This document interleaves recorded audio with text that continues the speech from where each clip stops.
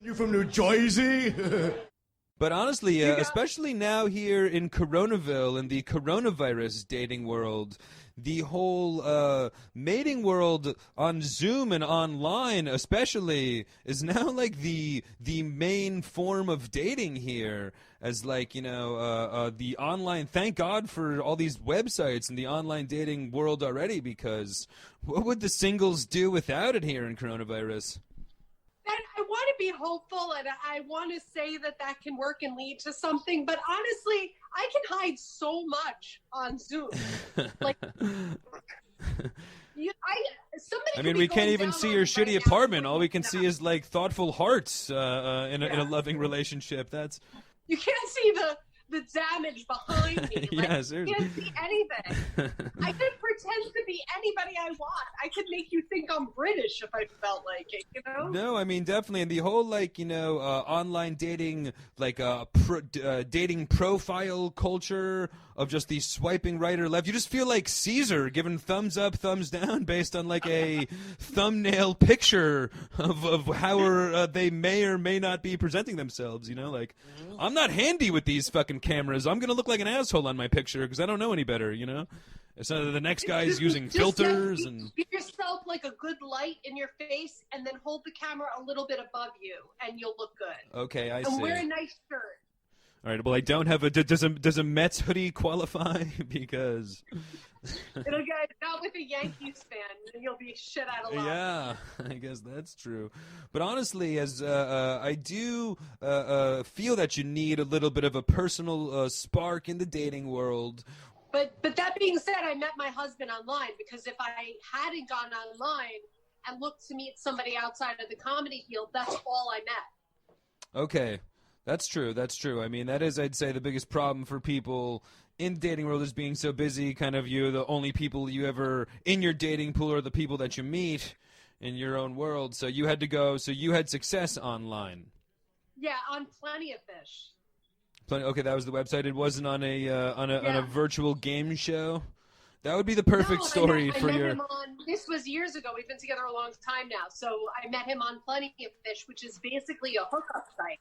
Okay, so nice. I'm not anti meeting online, and I'm not anti any of this stuff.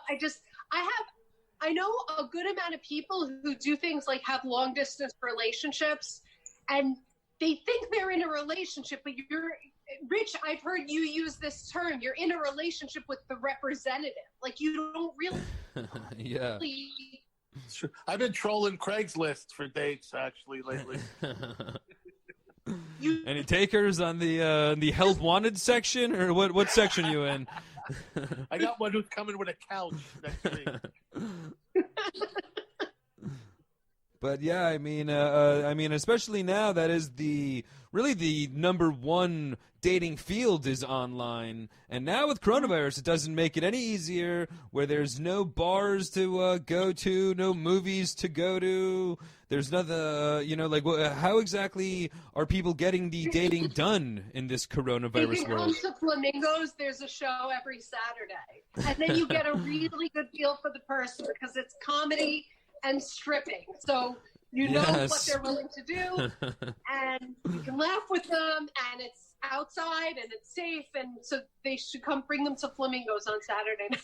No, Flamingos every Saturday is a great date spot, of course, but you're right, it's a good, well-rounded experience. You get some comedy, some erotic entertainment, And we have this week retired adult film star Gina Hyen is hosting.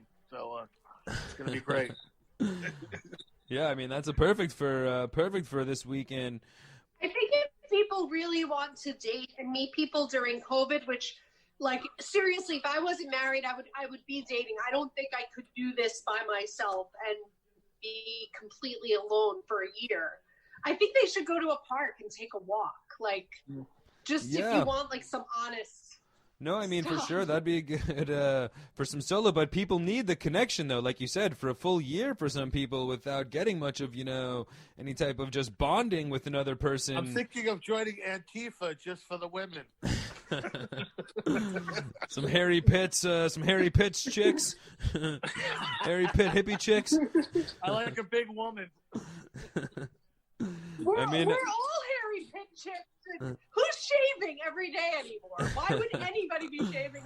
yeah, I mean, I guess that's one of the Corona-Ville dating etiquette problems, but I mean, I'm wearing pajama pants. I mean, that's what we're all used to. It's just like it's trying to break out of your shell to meet somebody. It's just like I haven't seen a face. I haven't seen a mouth in 9 months. I haven't put on like a good shirt in 9 months. I feel like it's going to be a blast from the system for anybody to get into the dating pool, and especially it's like yet another thing that you find that you need to find somebody that you have a good match with, because like just even with your coronavirus comfortability. If you know what I mean, you meet the perfect girl, but then she turns out to be like an anti-masker, it's going to fuck with the whole relationship. You know what I mean? Like, Or a double bagger. Exactly. Or like, you know what I mean? You could very well meet a girl, though, that wants you to like make sure that you get a vaccination or a test before going on a first date. And at that point, it's just like, well, like I said, I haven't been out of the house in 9 months. So I'm willing to do anything at this point. But I mean, it's just like you need to. I don't have corona, tell her. I just have herpes. Yeah, I know. Now we're going to need to show all of our test results. The STD results aren't going to be enough, but right. And I don't have corona. I have herpes, but so what? Really? Like. Yeah. But with even some of the places, I guess Flamingos is a good option. But the other problem with going on dates is for most bars closing at like 10 or 11 o'clock. I mean, drunken bad decisions don't happen before 10 o'clock. What am I? That's all you're hoping for, some girls to get drunk enough and make a bad decision by hooking up with you? You need some self-esteem shit going on. That wouldn't hurt. That wouldn't hurt. I'm sure you're a good date. You know how to use Zoom. You have headphones and a sweatshirt. That's the best thing I got going for me. Is definitely my headphones. These are Beats by Dre. All right, I need to know this. Are you a Jets fan? I'm actually the rare Mets Giants combo. Okay. I grew up in Jersey by Giant Stadium, so big Giants fan. However, the Mets won me over. But honestly, though, with the, maybe not drunken bad decisions, but just in general, though, it seems like, going out this time, going out in coronavirus, you're having a good day, then all of a sudden 10 o'clock rolls around, the bars ends. Is it kind of creepy trying to get a girl over your apartment on the first or second date? But other than that, there's no other options for fun. Like, where else can we go? Are we supposed to call it off here, Everybody's Cinderella then, leaving their mask behind, hoping that someone will come chase them. Yeah, before the clock strikes midnight, we got to spark a connection here because... I think 10 o'clock now. If it strikes 10 o'clock now, you have to, instead of midnight. That's what, like, honestly, for me, not even in the dating world, but just the whole social environment, that's the worst part about trying to go out or have fun in coronavirus. It's just like right when the night's getting started, all of a sudden it's, it's over, and who wants to go home at midnight? You know what I mean? It's just like I've been conditioned to hang out until 4 o'clock for the last 20 years. It's, crazy. But so that's been for me, just in general, in the social life, that's been the biggest adjustment in general. But in general, though, but you've been on a date through this? Me, I have not. Have you been on any date? No, I have not. But so, honestly, like we were saying, I'm one of these case studies that needs to bust out of this coronavirus shell, and get back into the dip my toe back into the dating world here. But. And you found, though, that for the most part, people have been eager to do it. I find that's been, like, the whole driving force of the economy at this point. And, like, the only thing keeping these bars... yeah, honestly. The only thing that's, like, keeping bars open is, like, the... where else are we going to have dates to go on? That's, like, the biggest... Dude, absolutely. They will come to the stripper bar in below zero weather for the strippers. They will show up, these people, every day. But nothing. They ain't coming for comedy, but they will be every day. It doesn't matter. Yeah. Not miss a day. They won't leave because of the comedy. No, they do come for comedy. They do come for comedy, but I'm just saying they come for those strippers religiously. Like, you could shut the heaters off, they would still be there. I mean, You the know what I Flamingo, mean? the ladies of Flamingo are some. They're frontline workers. What do you call them? You know, they're Okay. keeping the economy going. If you say so. You're right. Yeah, they're the healthcare workers nobody's talking about. You know, all the love's going to the nurses, but the girls at Flamingos are the healthcare, the frontline workers that. But I want to just like Flamingos is very lady friendly. Like it's really, really a comfortable place for women to go to. It's like if you come there with your man, you're gonna feel good about your looks. Like I just want to add that there. The comics are hot than ever. It's good for a girl's self-esteem. It's a strip club that won't hurt your self-esteem. The comics are hotter than the dancers. I'm telling you. Only Flamingos at Hackensack every Saturday night in South Hackensack. Flamingos. Gina Hyena's hosting this Gina week. Hyena, comedy and much more at Flamingos in Hackensack. But so would you have any? Peace night Saturday. What's up? Because Valentine's Day is on Sunday. Okay. Oh, so this weekend, Right. yes, So it's especially side piece night the night before. Come side have a piece night. threesome with- Saturday nights come for have the a threesome Goombas. With your date. I have a threesome with your date at Flamingos for Valentine's Day. I mean, hey, that's Nothing a new, much- a very nothing says modern I love you like age, a you know. lasting-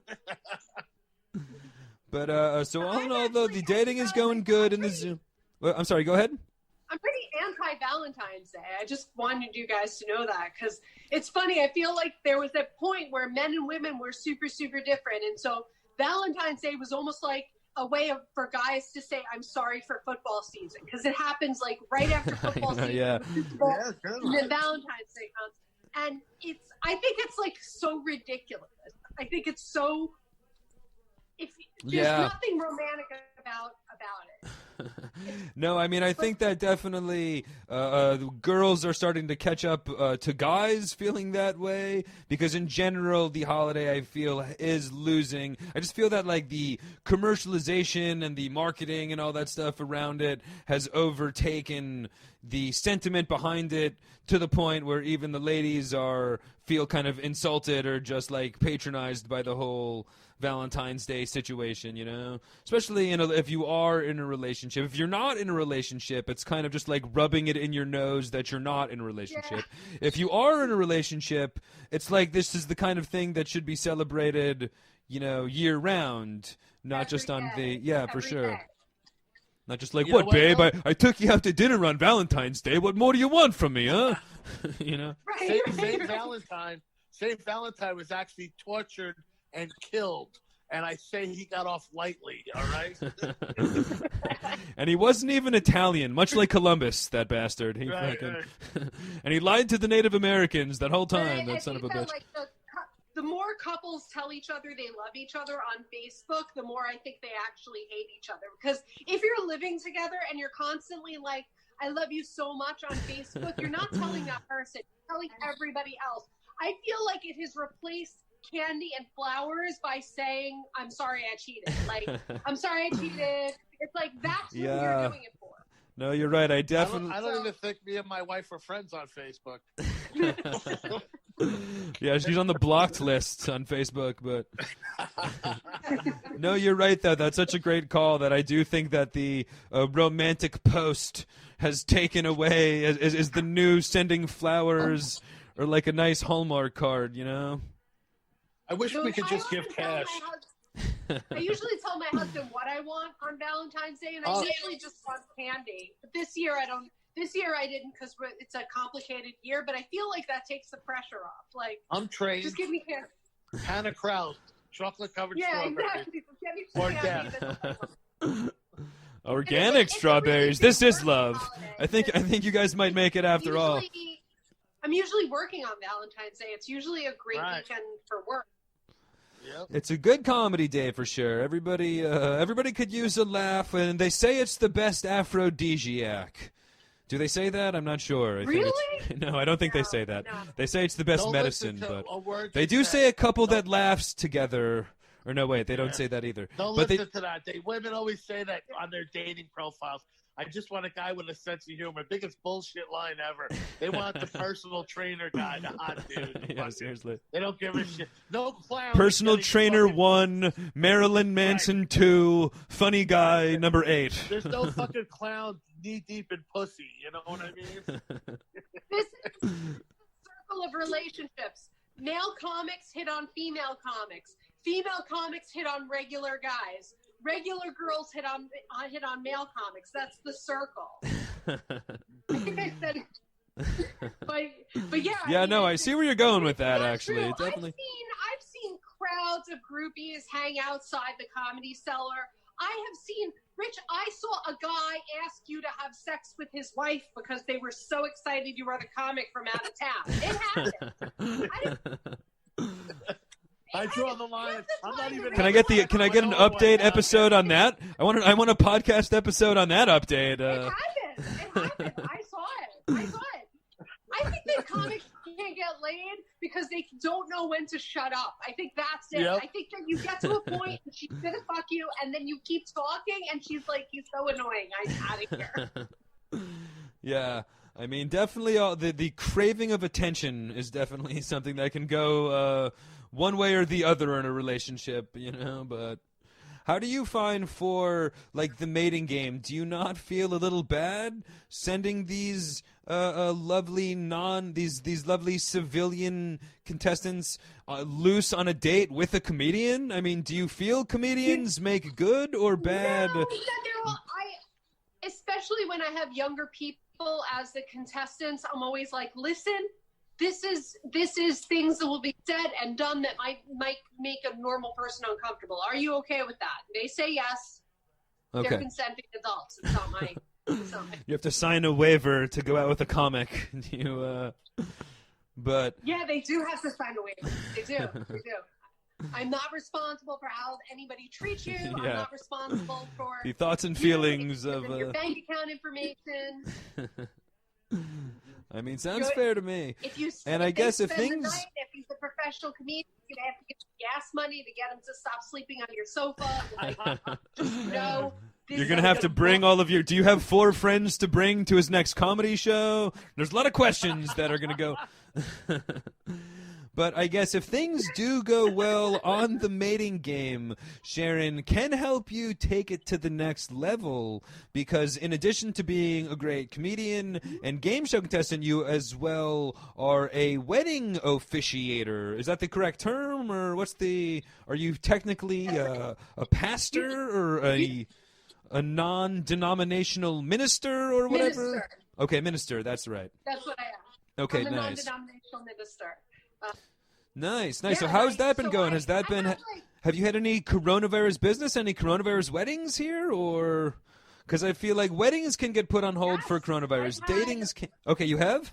I have. So what gets put on hold are the big wedding celebrations, but when people want to get married, whether they're really in love or really need insurance, they make sure they do it. It still happens. So they make sure to call me, and I get them done. Yeah, dude, I once.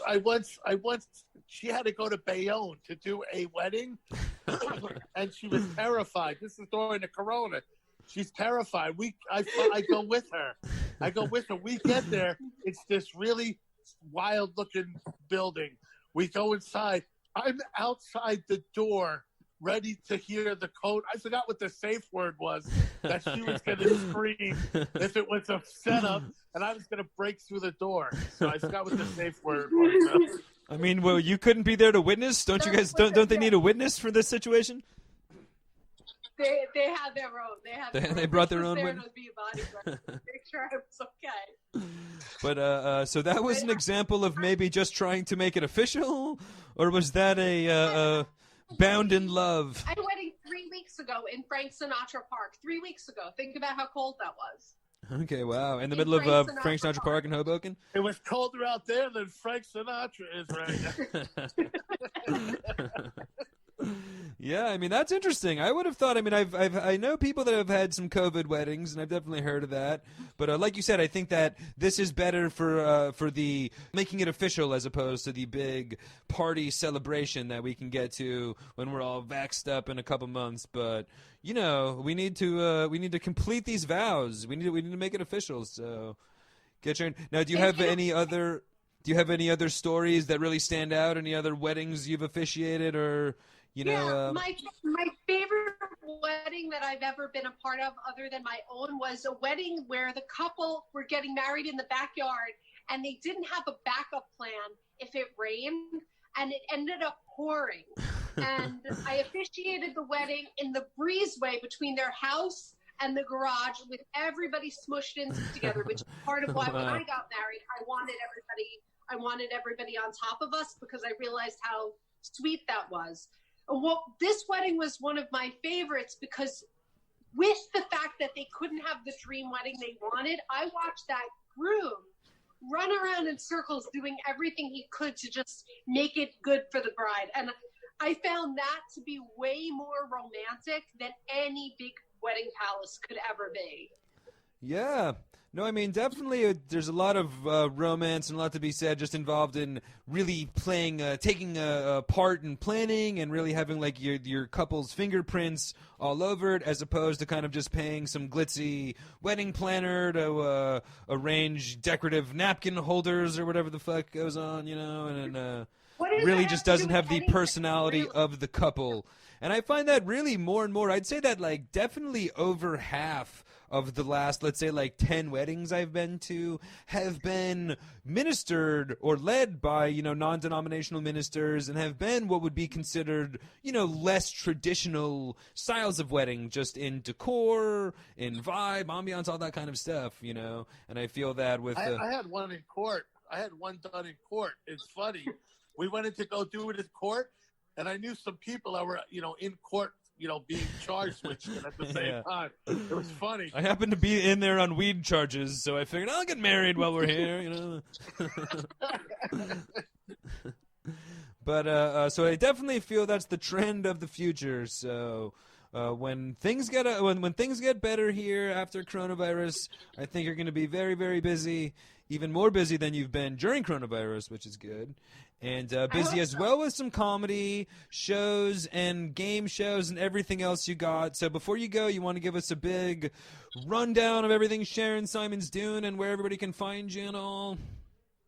So my website is Simon Says Laugh. That has everything on it. If you're watching this and you're engaged, please go to Sharon Simon Weddings or Simon Says Laugh.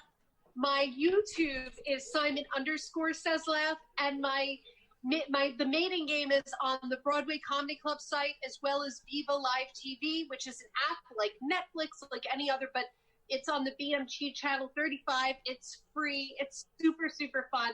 And if you go on my YouTube, you'll also see my news channel X things, which I'm creating more of. This is just funny news program, lighthearted, not political. We could all use that these days. Yeah. I mean, the last thing anybody needs in the world is more political comedy right about now. I feel. No. But I guess so, Sharon. With all that, though, thank you so much for coming on and helping us out, helping the people out with some Valentine's Day dating and all. How about you? Do you have any big Valentine's Day plans for your husband? You guys staying in low key? What's going on for you guys this year in coronavirus Valentine's Day? So I'm dealing with some very serious family issues. So we are at my childhood home, and he will be here with me with my dad's cat and my parrot. And, okay, nice. Kind of kinky, maybe getting back to the old childhood bedroom is kind of a role play fantasy for some, I would say. Having sex in a twin bed, maybe like a seventh grade, like a whimsical seventh grade. It's actually you can make a fort with the blankets. Goes under another bed. Make the old fort blanket. Stay out of that fort, Rich. But I guess with that, have the best time and check out Simon Says Laugh. Come back to Jersey, you moron!